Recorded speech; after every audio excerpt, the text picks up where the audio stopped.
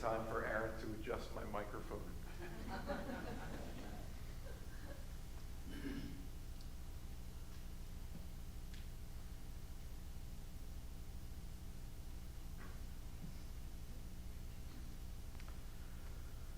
Okay, well that's better. How's that?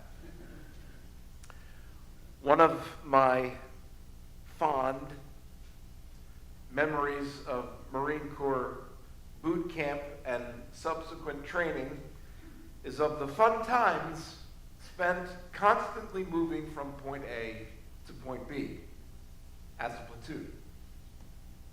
Most of that was done in a marching formation, in close order drill on a parade deck, or running through the sand on the beach during physical training, or by completing multi-mile forced marches with a weapon and 80-pound backpack, sometimes with a gas mask on. Fun times.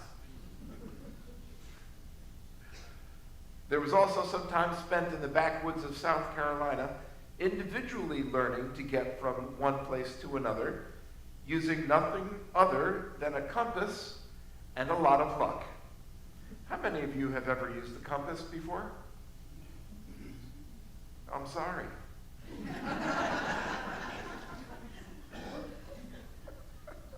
One would think a little bit of training, with a little bit of training, most Marines could use a compass effectively. But in my experience, it's not the easiest thing to do. Maybe you feel the same way, those of you who have used a compass before. It's not easy to do. First, you need to set your compass to the correct declination, right? I got one right. Yeah. More on that later, what declination is and that sort of thing. Then you need to orient your map. You need to turn the map, use the map of the area you wish to cover so that it correctly resembles, in spatial terms, what is actually around you. So if there's a mountain there and you're holding your map the way you normally hold a map and the mountain is over there, that means you need to turn your map so the mountain faces the mountain. Are you confused yet? Then once you've identified where you want to go, you need to take a bearing or set the direction in degrees in which you need to go by correctly using the compass. You also need to know how far it is to your destination so you can count your steps properly. There's lots of room for error, especially when you have to alter your initial direction due to impassable swamps, large obstacles, and thick woods. Add those to the already challenging task of managing, reading, and following your compass correctly, and the chances of success are slimmer than you would imagine. Now, I know this is going to startle you, but I am old enough to know that I can't use a phone to get where I need to go, which most of us do, right? So I had to learn how to use a compass as well. Regardless, getting from point A to point B successfully, especially alone, is a rather daunting task. Some people even have problems with following their phone. Have you noticed that? It's all about making sure you're heading in the right direction. Today we're finishing our 2024 reset. We've already talked about resetting our souls as God's beloved children, resetting our purpose that God has already planned for us to fulfill, and our values, which are our guiding principles. I know you remember all of those messages. So to complete the worship series, we need to reset our direction. From a spiritual perspective, we are being asked to adjust how we are going to get from point A, where we are now in our walk with God, to point B, where God would have us be. We may have been or are currently on a steady trajectory of growth and discipleship, But perhaps, maybe, this morning, God may be calling us to fine-tune our spiritual bearing so that we may more completely serve him.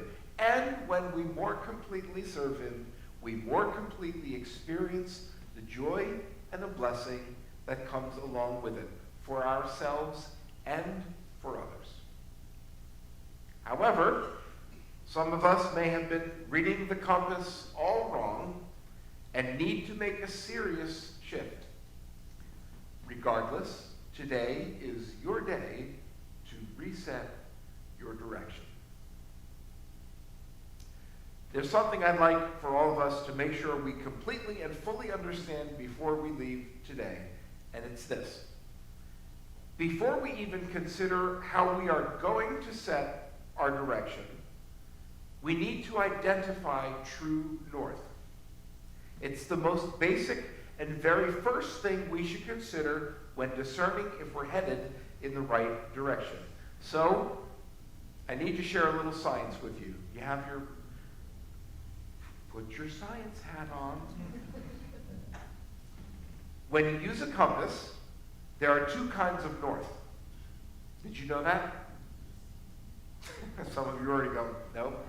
I see where this is headed. Well, we're going to try and get through it. There are two types of north. Magnetic, there are actually three. We're going to talk about two, just to make it a little easier. There's magnetic north, and there's true north. When you look at the needle of a compass, it points to what direction? North. Points north, right? But which north? Magnetic north. Most of us are aware that the Earth is surrounded by a massive magnetic field due to the molten metal iron and nickel core that the Earth has. The magnetic North Pole is where the Earth's magnetic fields point vertically downward. Got it? So the magnetic fields go like this around the Earth on both poles. Where they are vertical, that's magnetic north. Okay? The problem is that really isn't north. True north describes the geographical center location at which the Earth spins around on its axis. If you put a pole straight through the Earth, this is the axis upon which the Earth spins. That is true north. There's a difference between the two, and that's called, I'm sad, magnetic declination. Okay? Depending on where you are in the world, I don't see anybody taking notes. Depending on where you are in the world, magnetic declination is different. It sounds so confusing. All right. For example, in Philadelphia, magnetic declination is negative 12.46 degrees. That means magnetic north is 12.46 degrees west of true north. That is a distance of 310.6 miles. If you forgot to set your compass to accommodate for those degrees, you'd be heading toward magnetic north, and you would certainly miss your destination. And if your destination were the North Pole, you'd be off by 310 miles, leaving from Philadelphia. That's rather significant, wouldn't you say? Enough with the earth science. Now, let's just try to make the analogy of what happens when we don't set our direction to true north in our spiritual lives.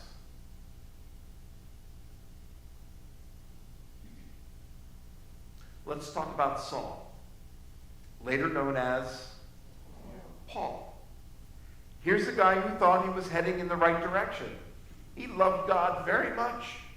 He thought he was serving God in the best possible way he could, preserving what his religion held dear, doing all the things that great religious Jewish teachers do, and with great zeal, to the point of wanting to kill Jesus' followers of the way. But Jesus stops him just about dead in his tracks and gives Saul one of the most drastic course corrections he could have received. Saul wasn't just heading in the wrong direction, he was heading in the opposite direction of where God was calling him to go. So, Jesus blinds him so that he might be able to see not with his own eyes and understanding, but with a truly godly perspective. Talk about resetting your compass. Saul got one. Paul needed a hard directional reset with direct intervention by God. Do you know what it means to do a hard reset on your computer? Have you ever had to do that on your computer? Sometimes your computer goes out of whack so bad, it has to restart. It has to boot up properly. It needs all its systems started from their most basic functions. Saul needed a hard reset to actually know what following God looked like. And that's what Jesus did with him. I also want you to consider Ananias in the story Bob read. Here's a guy who knew of the terrible way Paul treated the early Christians. I should say Saul treated the early Christians. He was devout. Ananias was a devout Christian, fearful of what would happen if he did what God asked him to do. He was supposed to tend to blind Saul, persecutor of Christians. Not just throw them in jail. Saul wanted to kill them. God needed to do a directional and spiritual reset with Ananias too, to give Ananias a true perspective on how important his call was. And we should immediately appreciate just how important Ananias' work was, given how influential Paul was to the early church. He went all over the place, right? You know what Paul did. Traveled all over. Telling people about who? People about Jesus. Had Ananias not got his directional reset and done what God was asking him to do, who knows how God would have handled things. God took two men, Saul and Ananias, traveling on very different paths. He reset both of their directions, and in doing so, began to set the Middle Eastern world on fire for Jesus. Do you need a directional reset today? I am personally doing a reset in my direction with my decision to move away from doing the work of a pastor and toward pastoral coaching. And I greatly value the ministry God has put in front of me for the past 27 years, and I pray that I've been of great value to him and the 6 churches I have served.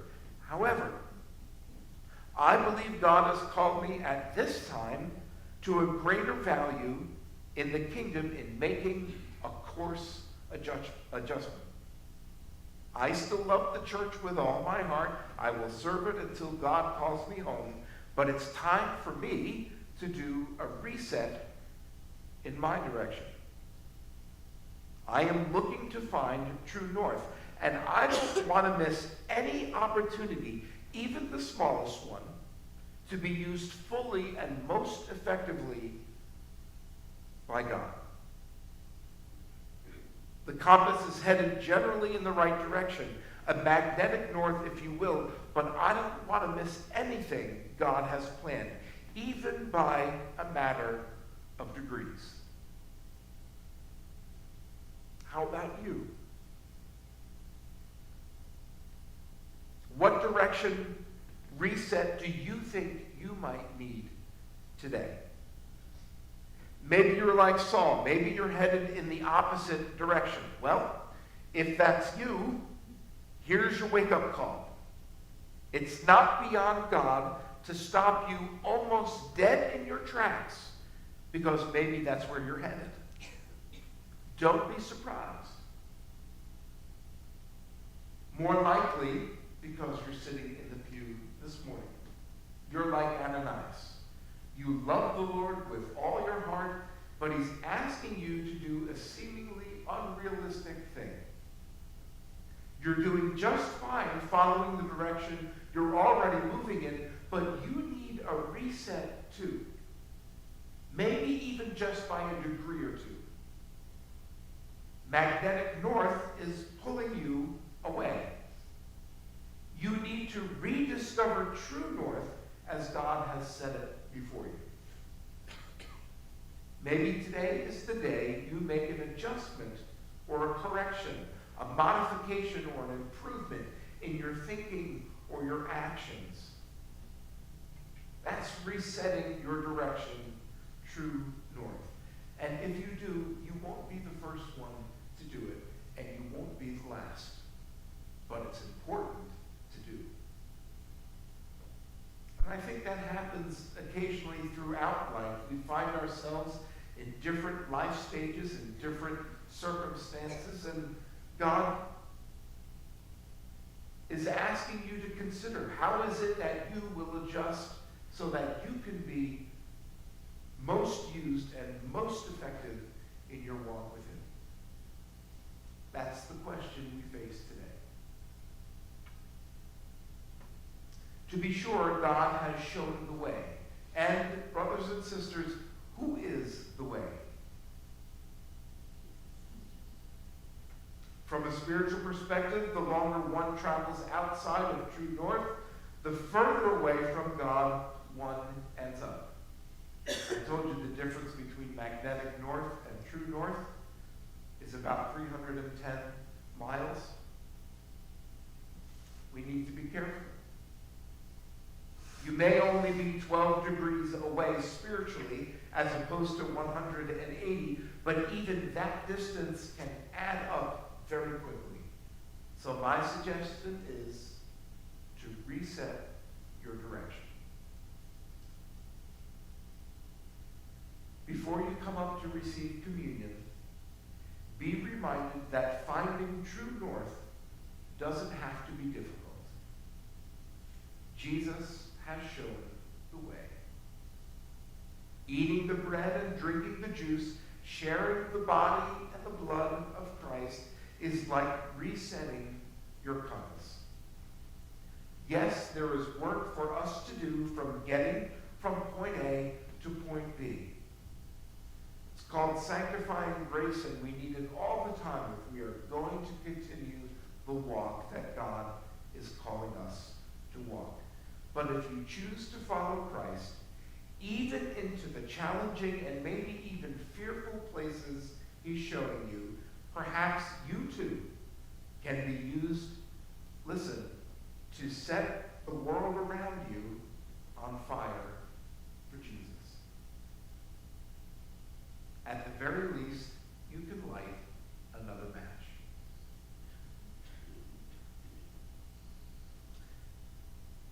Your pastors hope you, beloved child of God, and together, beloved children of God, have reset something in the past month or so, or will soon do so. It's always our intention of giving you something to think about, and some challenge that might change you in some way from week to week. We hope you don't walk out of here every Sunday the same way you walked in.